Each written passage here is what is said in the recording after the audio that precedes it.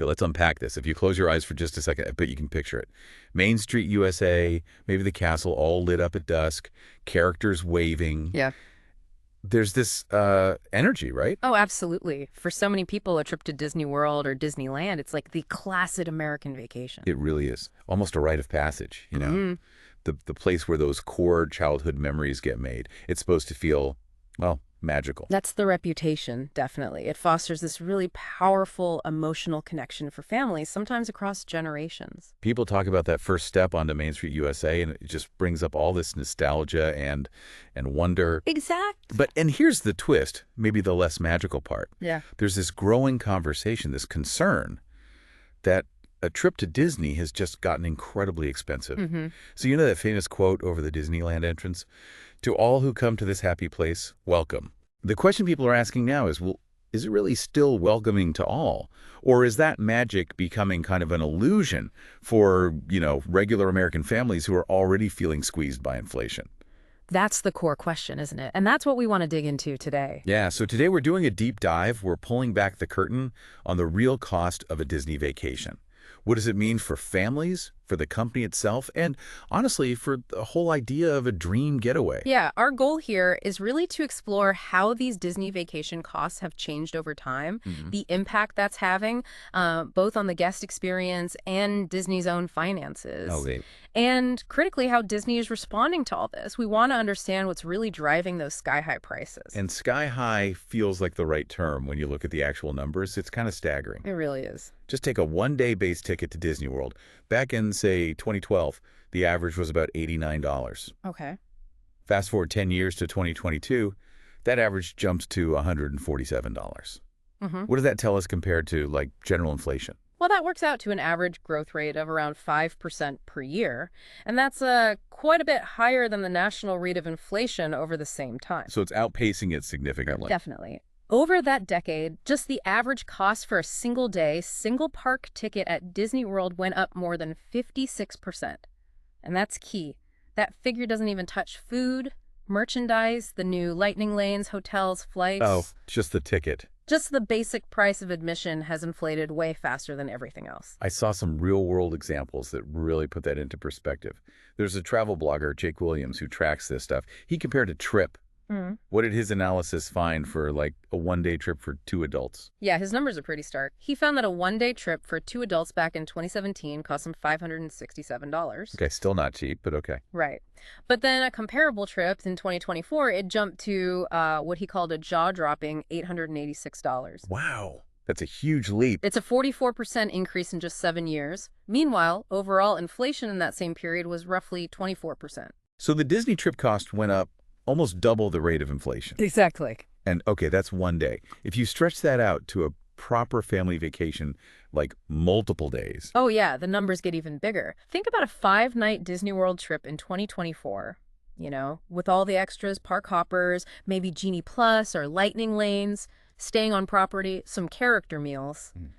You're looking around $5,000. $5,000. And when you think the median annual income in the U.S. is what, around $74,500? For a family of 4, that $5,000 trip is nearly a whole month's income. That it changes the definition of a dream vacation for a lot of people, doesn't it? It absolutely does. And it's not just the big ticket price either. It's also this kind of steady erosion of perks and amenities that used to be included, things that were part of that value. That's such a good point. Like, remember the Fast Pass system, the original one? Yeah, the free one. The free one, where you could reserve ride times and skip the main line. Now, it's totally different. That free system eventually got replaced by Magic Bands, which were free for resort guests at first. Now you got to buy them. Now you buy them. Then came Genie Plus Aero, which is a paid service to book some ride windows. And then on top of that, you have individual lightning lanes for the most popular rides, which cost extra again. Right. Starting at like $30 per person per day, just for a few rides. It went from this really great free perk to this complicated, expensive add-on system. It feels like nickel and diming to some people. And it's not just the rides. Even things like the free shuttle bus from the Orlando airport to the Disney resorts, that's gone too, replaced by a private company you have to pay for. Right. And these kinds of changes, taking away free things and making you pay, they often get labeled anti-consumer, don't they? Because it feels like the benefit is all for Disney, not the guest. Exactly. It's just an added expense for something that used to be part of the packet. Okay, so costs are up, some free perks are gone. Mm. It obviously affects the guest experience. But let's flip it. From Disney's side, what's driving this? Why the really aggressive pricing? We need to look at their finances, right? Yeah, absolutely. And it's no secret that the theme parks are absolutely critical to Disney's bottom line. How critical are we talking? We're talking about roughly 40% of the company's total revenue. And even more significantly, about two-thirds, 65% of their total operating profit. 65%. Wow. So if the parks aren't doing well, the whole company feels it. Big time. And recently, there has been a bit of a slip. Yeah, I saw their Q3 2024 results for the parks weren't great. Operating profits dropped 3% compared to the year before. That's right. And the company's stock was down quite a bit, I think over 15% in the 6 months leading up to that report. And even though domestic park revenue actually went up slightly by 3%, Right, to $5.8 billion. the actual operating income for those parks slid 6% compared to the previous year. So they made more money but kept less of it as profit. Exactly. Which points to maybe higher costs or other pressures. Disney themselves attributed this dip to what they called a softening consumer environment and lower demand. Meaning people are just spending less, or maybe fewer people are coming? Probably a bit of both. And they actually said they expect this issue could linger for several quarters. So it's not just a blip. It suggests maybe there's a tension there. Are they maybe hitting a price ceiling for their sort of traditional audience? That's a really interesting question. And are they trying to pivot more towards guests who can spend more? And is that sustainable if it pushes out other folks? Beyond just the recent slump, are there other, bigger strategic reasons for pushing prices so hard? What's the thinking there? Well, there are a few factors they point to. The pandemic obviously shut down or limited parks for a while, so there was pressure to make up for that lost revenue. Sure, makes sense. Increased labor costs are also mentioned as a factor that's affecting lots of industries. Right. But there's also a broader view, some industry analysis suggests, that Disney's traditional TV business, linear television, has been underperforming for years, maybe even the last decade. So the theory is that Disney might have used more aggressive park pricing to kind of prop up the overall company financials, help make up for the weaker performance elsewhere. Ah, I see. So the parks division is maybe carrying more weight because other parts of the business aren't as strong? That's one perspective, yeah. And it ties into something else they've noted. Even if overall traffic is flat or down slightly, they've seen an uptick in guest spending inside the parks. Because of the higher prices? Exactly. Higher prices for food, merchandise, and those upgraded passes like Genie Plus or Lightning Lanes. So even with fewer people, each person is spending more. Which sounds like a deliberate shift, right? Moving from maybe a volume strategy, get lots of people in, to more of a value per guest strategy. Maximize revenue from each visitor. It certainly looks that way. It's not just about recovering from the pandemic. It feels like a fundamental shift in focus, maybe aiming for fewer guests who spend significantly more. Which, again, raises that question. Is Disney moving from being this universal dream to more of a luxury experience? It's leaning that way, arguably. They're definitely chasing higher revenue per visitor. But, okay, if it's gotten so expensive, how are people actually managing to pay for these trips? The pull of the Disney brand must just be immense. It really must be. I saw a Lending Tree survey. They asked about 2,000 people. And get this, 45% of parents with kids under 18 who'd been to Disney said they took on debt for the trip. 45%, wow. Yeah. And overall, nearly a quarter of all Disney visitors take on some kind of debt, usually between $600 and $1,700 for the average visitor. For families with young kids, it was closer to $2,000. That is a lot of debt for a vacation. You'd think people would regret that. You would, but the survey also found that 59% of those who went into debt for Disney said they had no regrets. No regrets, huh? Yeah, some even framed it as good debt. Especially after the pandemic, people are prioritizing experiences, making memories. It feels less like just spending money and more like an investment in family time for them. That's powerful. It shows how much emotional weight these trips carry. It's not just about the dollars and cents for many families. Definitely not. But it does bring up the flip side. For people who aren't willing or able to take on debt, does the cost stop them from going at all? It seems like it does. That same survey asked people who had never visited a Disney park why not. And for over half of them, 60% cost was the number one reason. 60%. So while many stretch their budgets or use credit, for a really big chunk of Americans, that extra cost, the potential debt, It's just too much. It prices them out completely. It's just a bridge too far, as the report put it. Yeah. And Disney isn't the only game in town, right? Yeah. How do their prices stack up against the competition, like other big theme parks? Well, let's look at Universal Studios Orlando. Their one-day tickets run from about $119 up to $179, depending on the day. So similar range, maybe slightly lower at the bottom end sometimes. Okay. And what about a multi-day trip? A family trip there, say 3 days, 4 nights, comes out around $4,700, which, is pretty comparable to that 5-night Disney trip we mentioned earlier, or around $5,000. So similar price point, roughly. Roughly, yeah. But here's something interesting. Universal, while it gets fewer visitors overall than Disney World, managed to stabilize its attendance numbers after the pandemic faster. Disney World in Orlando actually hasn't quite gotten back to its pre-pandemic visitor levels yet. Huh. Any theories why? Well, one idea is that Universal kind of rides on Disney's coattails. Disney is the main reason so many tourists come to Orlando in the first place. Ah, so Disney draws the crowd and Universal benefits from that traffic. Exactly. If Disney wasn't there pulling millions of people to the region, Universal's attendance and probably its prices would likely look quite different. Gotcha. But if we zoom out even further, that $5,000 Disney trip isn't just competing with Universal, is it?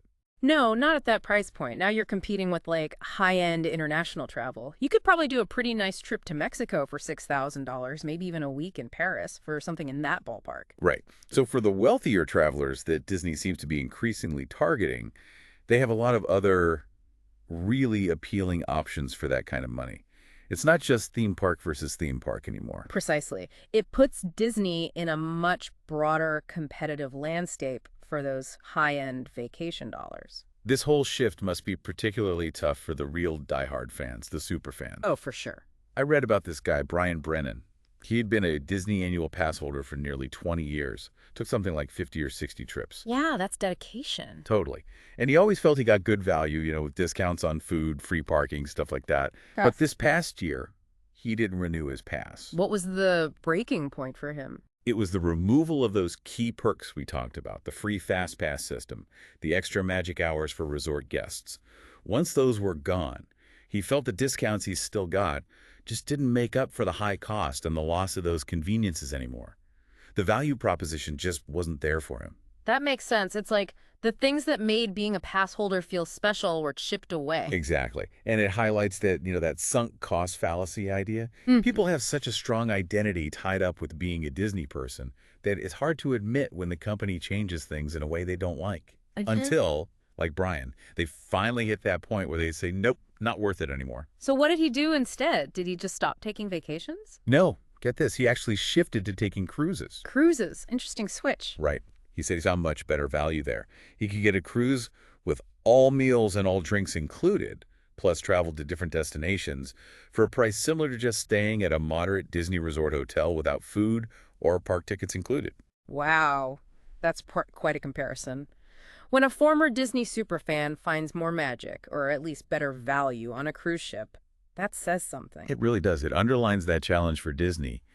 If you price yourself like a premium experience, you're judged against other premium experiences, not just other theme parks. Definitely. But Disney's not just sitting back, right? They know they have these issues. Bob Iger, since he came back as CEO in 2022, he's made some moves. Yeah, what has he done? Trying to win back people like Brian. Well, maybe. He's reversed some of those unpopular changes made during or right after the pandemic. Like, they brought back free parking for guests staying at Disney resort hotels. That was a big one people complained about. Okay, that's something. What about the whole Genie plus Lightning Lane thing? He's tweaked that too. It's now officially called Lightning Lane Multi-Pass and Lightning Lane Single Pass. But more importantly, they're adding more perks specifically for guests staying on Disney property, giving them earlier access or more choices. Ah, so trying to make staying on property feel more valuable again. Keep people spending their money inside the Disney ecosystem, so to speak. Exactly. It's about creating and rewarding those Disney superfans, keeping them loyal, keeping them spending within Disney's walls. And it feels like they're playing a very, very long game here, too, especially with kids. Oh, absolutely. Disney always plays the long game. They know the power of childhood memories. Look at this special $50 kids ticket they offer sometimes for children under 9. Right. Get them hooked early. Pretty much. And even while other prices are creeping up for 2025, that lowest entry-level ticket price, the $141, apparently hasn't changed in 5 years. So maintain a somewhat accessible entry point, especially for kids, while raising prices elsewhere. Seems like it. The goal is to cultivate those lifelong fans. Get kids in the door, create that magic for them, and hope they become the parents bringing their own kids back in 20 or 30 years, willing to pay whatever it costs then, create those super fans forever. It's a powerful strategy. So, okay, we've talked about the high cost, the debt, the fan frustration, Disney's strategy. But here's the big question, maybe the elephant in the room. Does any of this actually matter to Disney's success? That's the million-dollar question, isn't it? Because despite everything we've discussed, the complaints, the price hikes, Disney parks are still the most visited theme parks on the planet. What are the numbers? In 2023, across all their parks globally, they had something like 142 million visitors. They are still, by far, the #1 global theme park operator. 142 million, that's a lot of people willing to pay. It is. And Disney's own internal data, according to them, shows that guest satisfaction is terrific and intent to return remains high. So people complain, but they keep coming back. It seems that way for many. Some analysts genuinely believe there might not be a breaking point for Disney, that people will just keep paying. There's even this term, the parenthood tax, suggesting parents feel obligated to give their kids the Disney experience, almost regardless of the cost. The parenthood tax? Wow, that's kind of bleak, but may be true for some. It seems like unless consumers really start to, vote with their wallet on a large scale. And be really vocal about it. Right, be vocal about these changes, not just at Disney, but across the whole travel and entertainment industry, then prices are likely just going to keep climbing. Which leaves us with a pretty interesting thought to chew on, doesn't it? Definitely. If going to a theme park here in the U.S. is starting to cost more than, say, flying to Europe for a week in Paris, what does that really mean for how we define a dream vacation today? And how is that going to shape the choices we all make about travel and experiences in the years ahead?